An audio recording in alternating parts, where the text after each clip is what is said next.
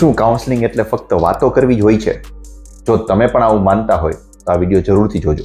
Hi, my name is doctor અંકિત પટેલ અને ઘણા લોકો મને પૂછે છે કે સર, કાઉન્સેલિંગમાં તો ફક્ત વાતો કરવાની જ હશે ને? રાઈટ, બટ ના.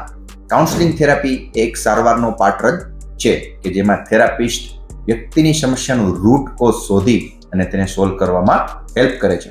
કાઉન્સેલિંગ થેરાપીમાં તમારા વિચારો, ભાવનાઓ અને વર્તન આ ત્રણેય વચ્ચેનું કનેક્શન સમજી થેરાપિસ્ટ તમને અમુક સજેશન્સ આપે છે કે જેનાથી તમે એક સારી પર્સનાલિટી ડેવલપ કરી શકો. કાઉન્સેલિંગ થેરાપી વિશે એક બીજી ગેરમાન્યતાઓ એ હોય છે કે થેરાપી માત્ર ડિપ્રેશન જેવા માનસિક રોગના દર્દીઓ માટે જ હોય છે, પરંતુ ના.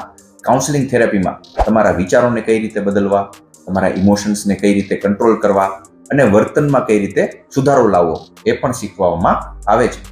જ્યારે પણ આપણે અમુક નિર્ણયો નથી લઈ શકતા કે કન્ફ્યુઝ હોઈએ છીએ કે કયો નિર્ણય સાચો